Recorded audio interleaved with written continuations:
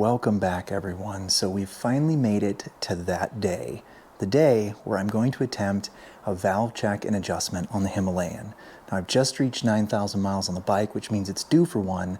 However, this will be the first time that I've attempted the check on my own, as all the previous adjustments have been done by a professional in the shop. Now, in addition, I've got this really awesome step-by-step guide that was put together by a fellow Himalayan owner and posted for free to some online forums. I'll make sure to post a link to where to find this document so that you can use it as well. If you read through this guide, you'll find that the name of the game is patience. This is not the kind of thing that you want to rush through. And inevitably, you'll probably get to a point where you have to make a second adjustment or a third adjustment, or you have to take the gas tank back off, and it can be really frustrating and you could start to lose your nerve. So many times in this document, the author notes, take a breath, count to 10, take a drink break, and go back, and don't try and rush things, because that's how you make a faulty adjustment, or you make an incorrect adjustment, or you do something wrong. So this is my first time doing this. I've budgeted the entire morning to do this job, and I'm gonna take it really slowly. I just washed the bike, I cleaned it all up, I'm gonna wheel it into the garage here, and we're gonna walk through this step by step together. So let's get to it. Now, in order to get access to the valves, we need to take the entire fuel tank off. If you've never done that before, it can seem a little bit daunting, but I'm here to tell you that it's actually not that intimidating. It just requires removing a few bolts and disconnecting a few connections. So let's get to it. First step is obviously to remove your seat. First thing we need to do to get the tank off is to remove these two 10mm bolts. So let's do that right now. Now you'll see, all you have to do is apply a little bit of pressure and the tank will start to wiggle. So the tank is essentially already loose at this point, and all we need to do now is to make sure that we disconnect everything on the bike connected to the tank so that we don't actually yank anything out or damage anything. But before we do any of that, let's get some protection up on the crash bar so that we don't accidentally ding or scratch anything. Now all I've done is put some microfiber cloths and clamp them on to the front crash bars, simply because when you pull this out, it's like playing Operation. It's really hard to keep it in the middle without banging up against one of these. So the first thing we need to do before we take the tank off is remove the fuel line. If you look on the right side of the bike, you'll see this hose going into your fuel filter here. So all you need to do is depress this button and slide it out. Now a fair amount of fuel will drip out, so have a rag handy for when that happens. So let's go ahead and do that. Now I do want to be clear, there's actually a button on either side that you need to press, so you need to press them together in order to actually slide it off. Now before you move on to the other side, you do also have to remove the connection for the fuel pump itself, which is right here. Simply reach back and there's a small button to depress. You'll feel it, you can push it with your fingernail, you'll hear it click, and then it just pops down. And now this is clear and you can lift the tank. Now there is still another connection on the other side that we need to disconnect, as well as two small hoses underneath the tank that we have to be careful for as we lift it up. But let's move around to the other side. All right, so now that you've removed the fuel line and the connection to the fuel pump, you need access to the remaining connections. Unfortunately, you can't really get to them with the tank in its full sitting position.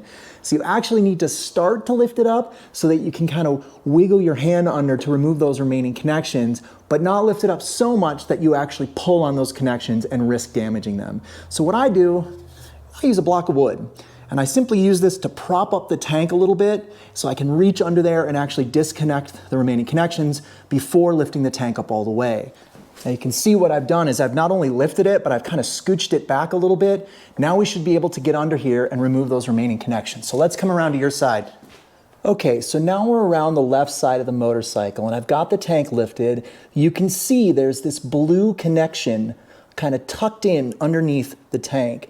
This is your fuel gauge indicator connection. So you need to disconnect this as well. So I'm just gonna kind of pull it down a little bit, reach in here, and there's a small tab on it that you just need to depress in order to disconnect it. So I'm gonna do that right now. Now the two remaining connections that you'll need to disconnect are both hoses. So what we need to do is we need to lift up the tank further, and I'll see if I can get a decent picture up inside so you can see the two hoses.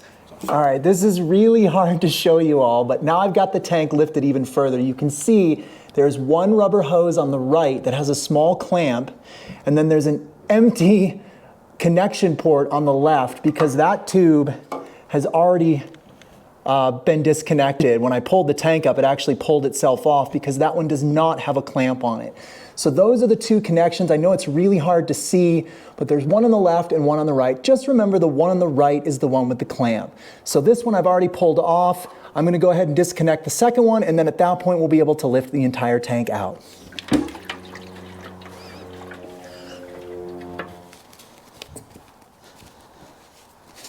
Incidentally, if you look, you can actually see where I routed my USB power cable through. So if you're planning on installing a small USB charger on your Himalayan, this is a good place for you to run it down to your battery. All right, I think we're ready to move on to the valves. So let's go back, check our handy dandy guide, and see what the next step is. All right, so the next one's an easy one. We need to remove the spark plug. So let's do that really quickly. Now that we've got the plug out, it's a good time to check the gap. It should be between 0.7 and 0.8 millimeters. So let's check 0.7, it clears. Let's check 0.8. 0.8, it clears. 0.9, it does not. So it might be a little big, but I'm probably not gonna mess with it. I think it's probably fine. The bike's running great, so I really don't wanna mess with it.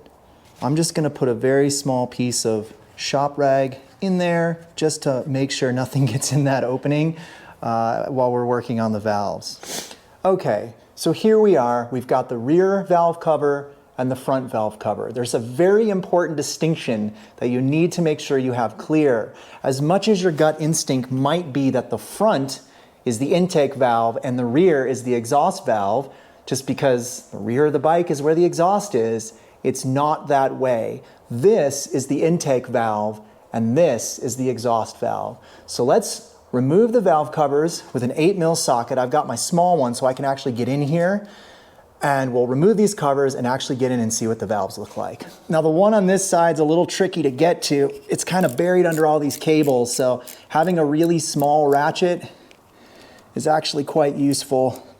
And what I'm gonna just try and do is pull the valve cover completely out. I think, yep, it's disconnected. Beautiful. There is a gasket in here, so you just want to make sure that looks good. Clear of debris. It looks fine. I'm going to set this one aside with the two screws and keep that in a safe place so that I know this goes back on the intake. All right, so now we've got the exhaust cover, so I'm going to set this one aside as well. Now before we get in and start adjusting the valves, we need to remove the crankcase cover and the viewing valve window, which I believe is called the oil check window, which makes no sense because you can't actually check your oil through this. But regardless, we need to remove this cover and this bolt here. So let's do that. Now for the crankcase cover, we just need a 5mm hex wrench. So we're gonna do that right now. Whew, that was on there good. All right, let's see if we can get into this one. Now my engine guards are making it a little bit tricky to actually get in here, but thankfully I still have enough clearance. And I've got to say, this little walkthrough guide is fantastic, so I really appreciate the person for putting it together. All right, so we've got, again, there's another gasket. We've got a little bit of oil in there, so I'm just going to go in here and clean that up a little bit. All right, so the oil check cover is a 17mm, so we're going to go ahead and remove that now. All right, so you can see there's actually a crush washer on here that's pretty old, so I think I'm actually going to replace that. I have a few spares that are the right size.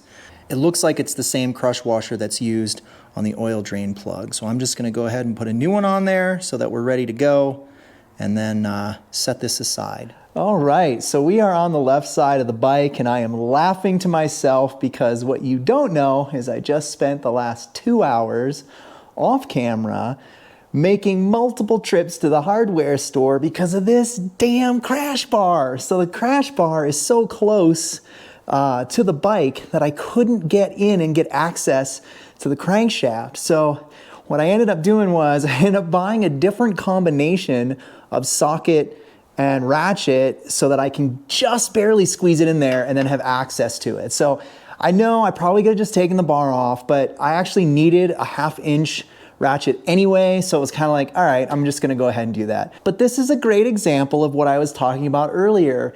You have to be patient. It is already almost 1 p.m. and I haven't even gotten to the valves yet. So I had a moment where I got frustrated and I said, you know, I'm gonna go to the hardware store, I'm gonna deal with this. So we're back, we're ready to go, everything's good to go. I'm gonna start the actual adjustment here and we're gonna get into it. So, first thing we need to do is we need to look through this viewing window here and make sure that the bike is top dead center. Now the way we do that is we rotate the crankshaft counterclockwise until we see the T line up in the viewing window. Now when that happens, that means ostensibly that you are at top dead center, and that's where you want to actually check your valves. All right, so I wanted to jump in really quick right here in the video to make an important distinction.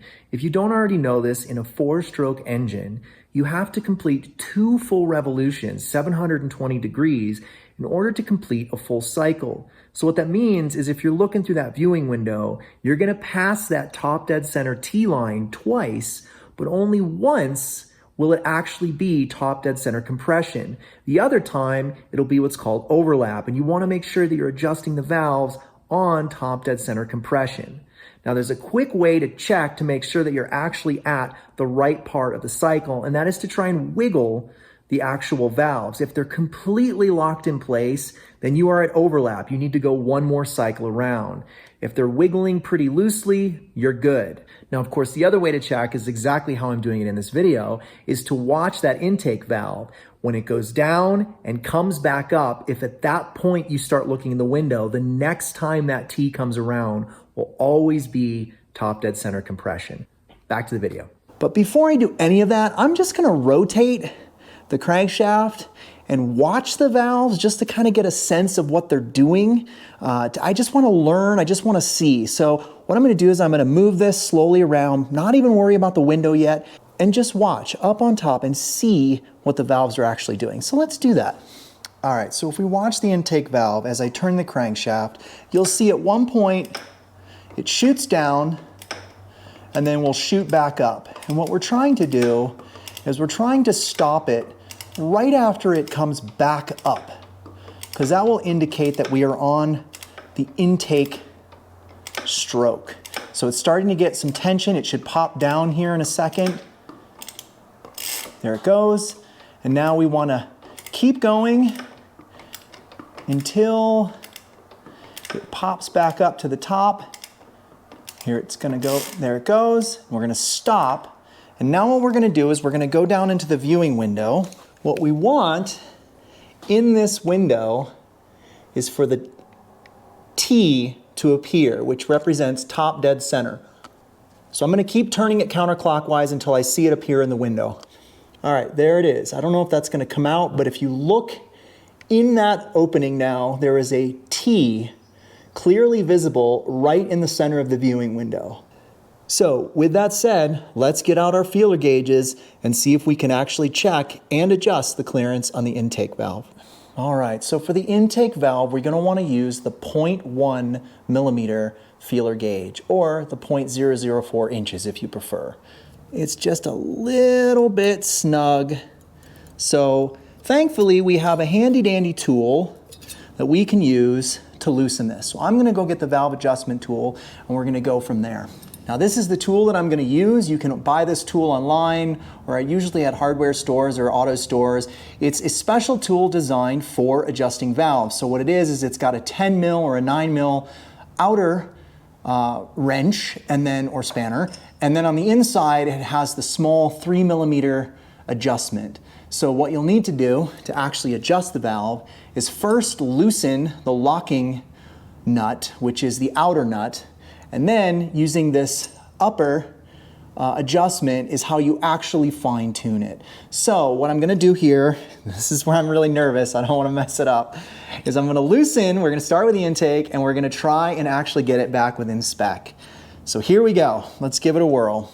So if you look in here, what you can see is I've got the tool aligned properly. So we've got the master wrench down on the locking nut and then we've got the small adjustment component up here. This is the part, makes me nervous, but we're gonna dive in and we're gonna try it. I need to first loosen the locking nut, and then we will do a very slight adjustment on the upper tool and then relock it and check our clearance. So let's give it a whirl. Now I did make a small adjustment, it was not enough. So I'm gonna try this again. I'm gonna go back on here. I've got this loosened, I've got this in place. I'm gonna loosen it back up and I'm gonna turn it a little bit more. Maybe check the clearance before I lock it down. There we go, that's looking a little better.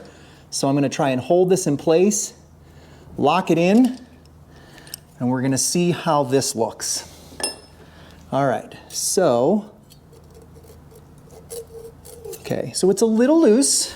I'm gonna step up to the next feeler gauge. Yep, too loose now. So we need to back it off a little bit. Now you saw that I only made a tiny adjustment, maybe like 1/8 of a turn. Tighten it up just a little bit. Bring this back in, okay? Let's check it again. Ooh, yeah, that's dragging really nicely on the one. All right, let's check it on the slightly fatter one. It's not going in. So this is good. I actually think we might be in a really, really good spot. All right, now I'm gonna get in here, tighten this a little bit more. We're just gonna check it one last time. Yep, it's getting under there. We've got good grip. So I feel pretty good about that measurement myself. All right, we're going back in here. Now again, we're on the 0.23 feeler gauge. And what I'm gonna do is just try to get it in there. And I'm having a really hard time getting this feeler gauge under. We're gonna try one more time. But I think we decided that this one also needs to be loosened slightly. Everything is lined up now. We've got this lined up, and you can see I'm loosening and tightening the locking bolt, so it's good. We've got some play. And then this is our adjustment, so we're gonna go ahead and loosen the valve. I'm gonna go about 1/8 of a turn, maybe to there. Lock it back up decently, and then we're gonna try our feeler gauge. So I'm gonna go back to the good shim, 0.23, which is what we want. Nice and clean. And there she goes, right in. So I am going to tighten this down. So it would appear that we've successfully adjusted the valves. Crazy, I know, right? So I did go back and I checked 2 more times on each valve. And again, I was able to get in the proper feeler gauge on both, but not the next feeler gauge up, which to me says both of them are within their margins of error, which is usually, I think, 0.02 millimeters. So I'm really happy. I hope that I didn't mess anything up. I hope I don't have crazy tappet noise now, but I think we're probably okay. The other thing that gives me some confidence is that both valves were really close. So that means to me that we were actually at top dead center. I've heard some rumors about some Himalayans having the indicator line being actually incorrect, and so people are adjusting their valves while they're not actually at top dead center, which can cause all sorts of problems. So the fact that I only had to make very minor adjustments means to me that I think we're in good shape. So I'm gonna start buttoning things back up and get the bike ready for a test ride.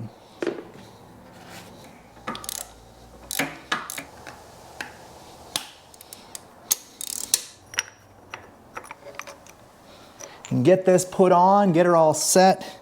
There's definitely a correct orientation. Nice and tight on that side, tight on that side. Now here's the thing, guys. I'm trying to stay really positive, you know, thumbs up, all happy, smiley, but there is a very real possibility that I get this entire thing buttoned up and then we have to basically start all over again. So if that happens, I'm just gonna, I think, call it for the day, and I'm gonna come back tomorrow now that I've gone through the process and come at it with fresh eyes. But I do still feel pretty confident about the adjustments that we've made. I think, you know, as far as the valve clearances, they're right where they should be. So unless I had something wrong with the top dead center, I think we're in good shape. So let's get the tank back on, which is always the part that I dread the most, because you got to get under there and feed those tubes back in while it's kind of precariously perched and things. But I'm going to go ahead and go through that process now, and then we'll fire it up, and hopefully there's no noise and it runs fine. So now that I've routed the two hoses, I'm going to connect our fuel gauge, and that's everything that we need to do sort of under the tank. So now I should, in theory, be able to lower it into place and then connect all the fuel components on the other side. There we go. Do you see how it kind of popped into place? And I can tell because the cables are nice and tight. All right, we're back on this side now, so all we need to do is we need to plug back in our fuel pump, which we will. We're gonna plug back in our fuel line. Okay, so we've done everything to put it back together except for bolting down the gas tank and obviously putting the seat back on.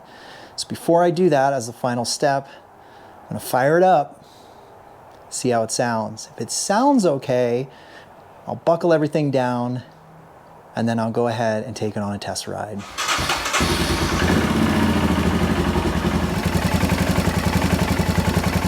Well, I am hearing some tapping. I think we need to take it out for a test drive and see if it feels weird. Let's give it a test ride. Maybe it'll be fine. Maybe I'm just thinking I'm hearing tapping and it's really not actual tapping. It's just the engine making its noise. By the way, the Seat Concept seat, big win. Very comfortable. I've been enjoying it tremendously.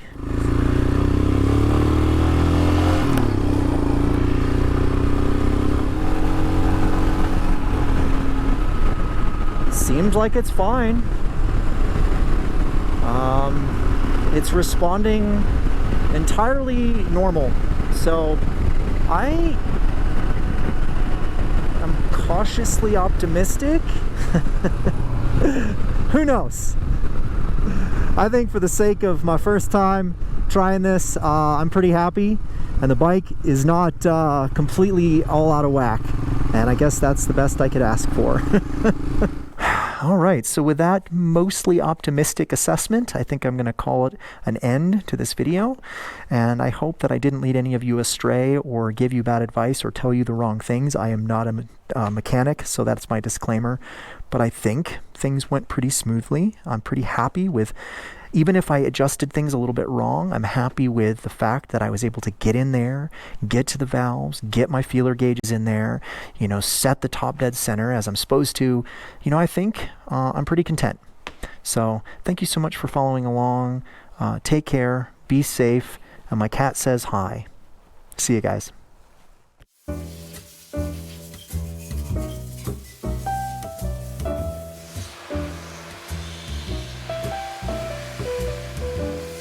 You know what I hate? I hate it when that happens. Damn it.